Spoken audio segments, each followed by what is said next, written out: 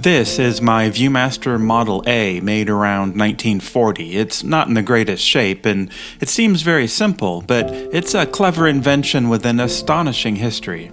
You open it, put a reel in, close it back up, and advance to the first picture. When you look through the eyepieces, you suddenly see a full-color 3D scene. This is a modern viewer. It's USB charged and backlit. You can put this same reel in the slot, advance to the first picture, and it works just the same. The format hasn't changed after 85 years. At first I thought Viewmaster was just for kids, movies, TV shows, and cartoons in colorful 3 dimensions. But that wasn't how it began. There's an incredible story here of an invention that opened a window to the world for millions of people. Hi, I'm Dave, and in these drawers are thousands of vintage scenic Viewmaster reels. Each one served as a souvenir of a journey taken or a glimpse of a place someone hoped to see. Today, they act like a time machine, giving us an immersive view of the world from long ago. As much as I like the cartoon and movie reels, these original travel reels are my favorite, and I've made several videos exploring the amazing places in my collection. Today, though, I'm taking a deep dive into Viewmaster itself, who made it, how it works, and why this simple little viewer became one of the most enduring visual inventions of the 20th century.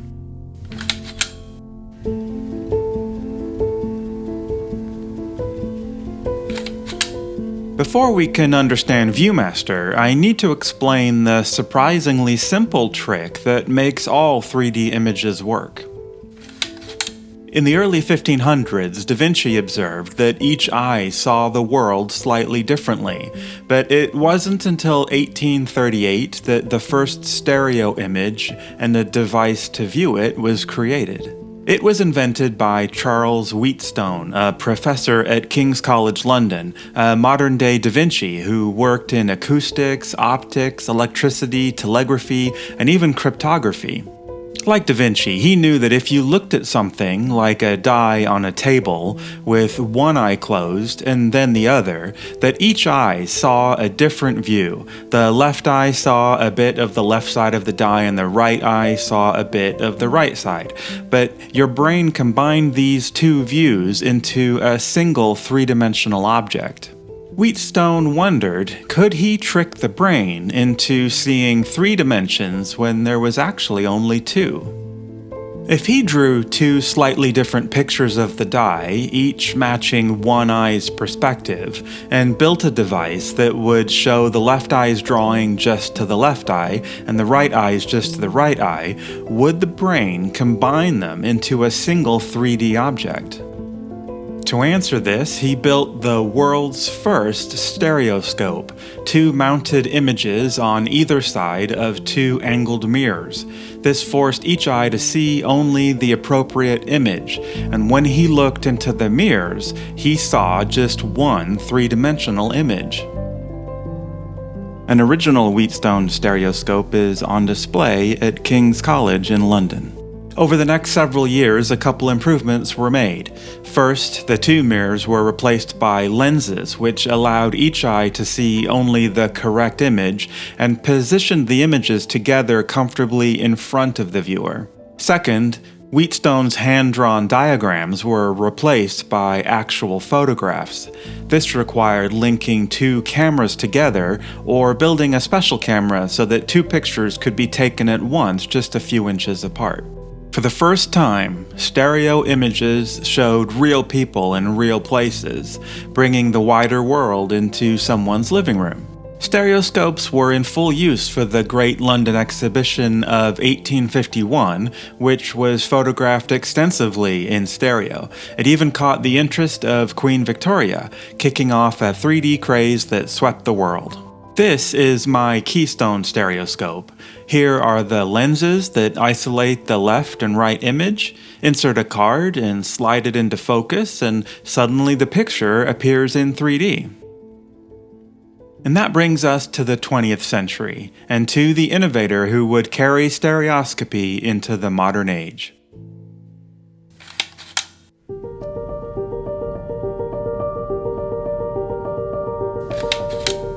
William Gruber was born in 1903 in Munich, Germany.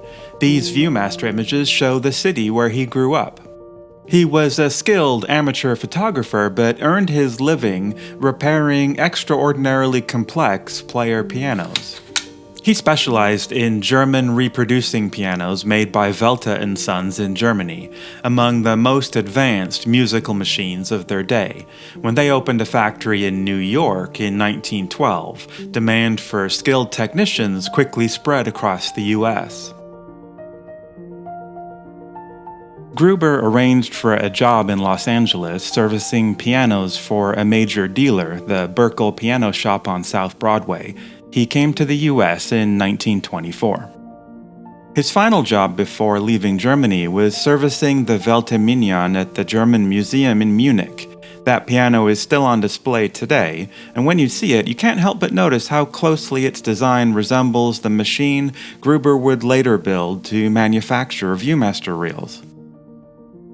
The job in LA fell through, and Gruber made his way to Portland, Oregon. There was plenty of player piano work in the area, and the forests and mountains reminded him of Germany, so he decided to stay. In 1935, he met Norma Lenz at the Collins and Irwin Piano Company, and they were married in 1938. Now this is the moment in the story where Gruber will have his life-changing idea, but I think it's important to lay the groundwork for this innovation properly. Lots of people think that genius comes in a sudden flash of inspiration, but it's really a combination of preparation, opportunity, and imagination. So before I explain his invention, we need to understand the moment in time that made it possible.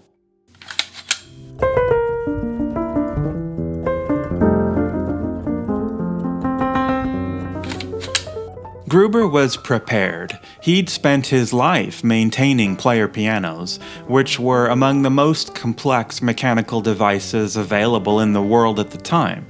How they worked is directly related to his Viewmaster innovations. First, a performance had to be recorded. This was done by attaching small pins to the keys of a piano and placing a trough of conductive mercury underneath them. As the keys were played, the pin would dip into the mercury, closing an electrical contact which caused a pen to be lowered onto a continuously moving strip of paper, literally drawing the notes onto the paper as they were played. These pen marks were used as a guide to cut precise holes into the paper. Each hole represented the movement of one of the piano's keys. The patterns of holes on this master key roll could then be copied hundreds of times onto player piano reels by using an organ roll recording machine.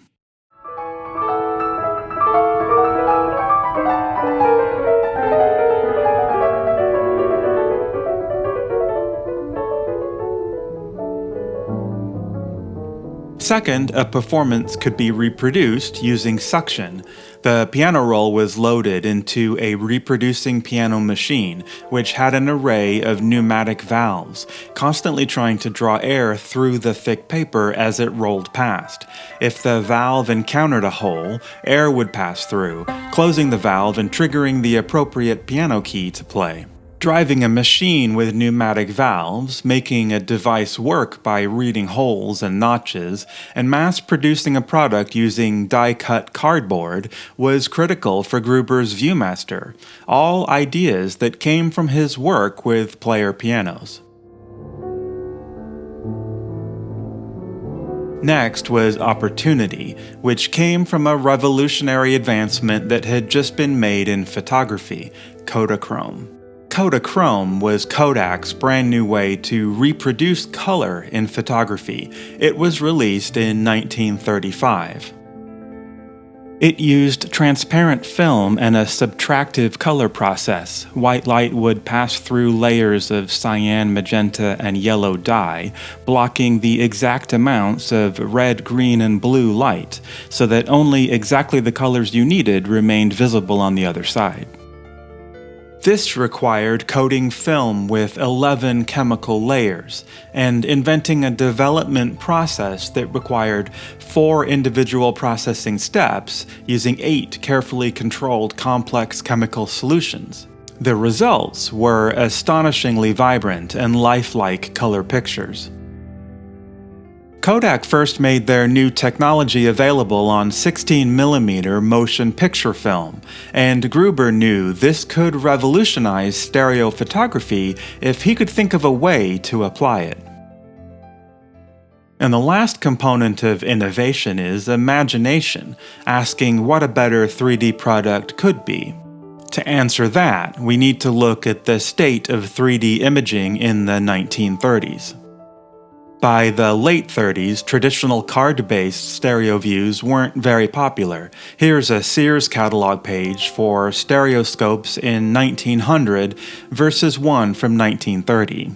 In 1931, the company TrueView was founded. They made small 3D viewers that used a different technology.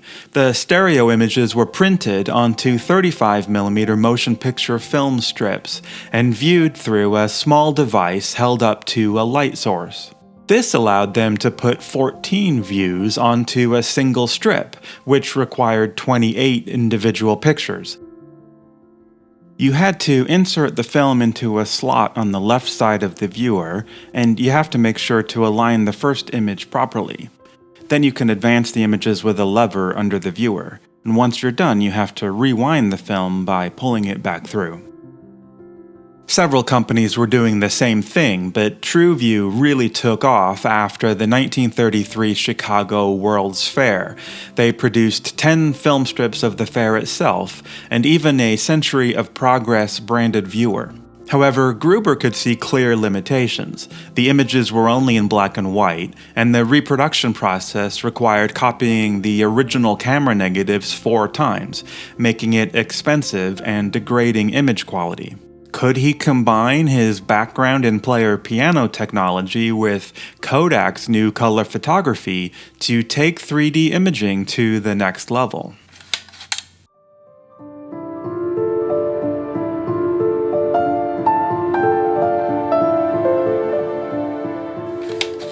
Gruber knew that duplicating long player piano rolls or TrueView film strips was expensive and slow. If he mounted images onto a small cardboard disc, he could stamp thousands of reels quickly by machine, and the resulting reel would fit easily in the hand. Each image on the disc could be a single frame of the new 16mm Kodachrome motion picture film. If he printed the right eye image repeatedly onto an entire 400-foot roll of film and the left eye image onto a second roll, he would get 16,000 image pairs from just 2 rolls of film, perfect for mass production. All he had to do was cut the frames from the film and arrange them in a circle around the cardboard reel, like this. Then you could put the reel into a viewing device that would rotate it, showing you each 3D view.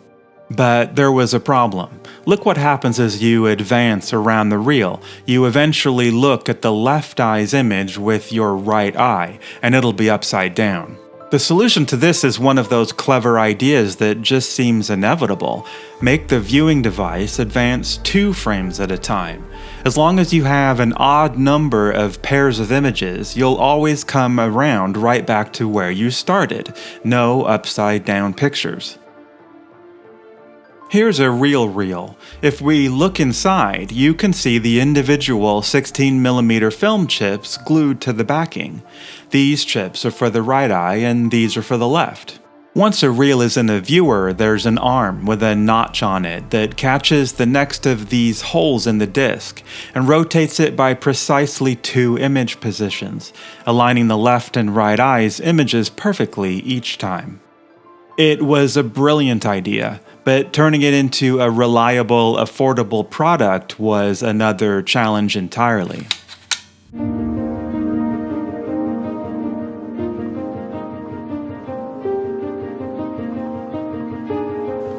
In July of 1938, Gruber and his new wife Norma took a trip to visit the Oregon caves.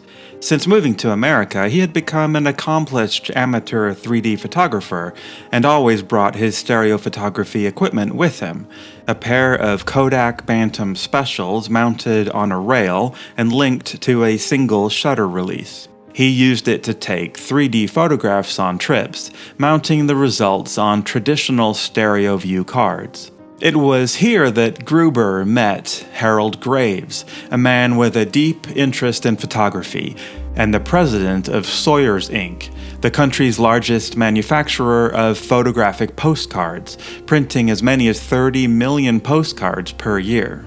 Graves approached Gruber and asked about his unusual camera setup, and the two got to talking.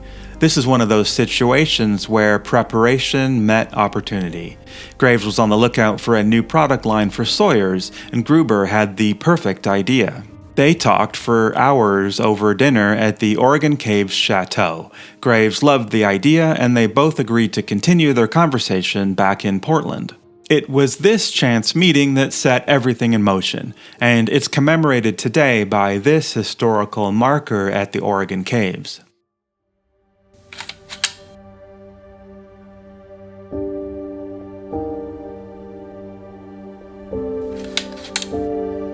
Harold Graves convinced his partner, Edwin Mayer, to borrow $50,000 from Mayer's brother-in-law so that they could give Gruber's idea a shot.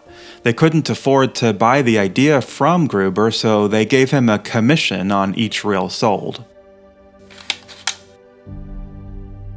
On January 20th, 1939, Gruber filed a patent for his idea, and while they waited for it to be approved, Sawyer's worked with Kodak to mold the first plastic Model A viewers. While they were doing that, Graves and others traveled around the country with a twin-camera rig to take the original sets of 3D pictures, selecting the best ones to be printed by Kodak onto 16mm Kodachrome reels. Meanwhile, Gruber helped build a machine to produce the reels. Just like a player piano, it used pneumatic valves and levers to assist workers to cut, align, and glue film chips onto the cardboard discs. Each reel was finished by manually attaching a gold foil label using a foot-powered letterpress. It required 7 people to work it, so it was still a very manual process. They produced over 130 different titles this way, like the Grand Canyon, Petrified Forest, Boulder Dam, and the Redwood Highway. It all came together for the 1939 New York World's Fair, where they introduced Viewmaster to the public. It was an immediate success, and by Christmas 1940 they had a best-selling new product. According to longtime Viewmaster salesman Charlie Van Pelt, by 1941, 1,000 dealers around the country were selling all the viewers and reels that Sawyer's could produce.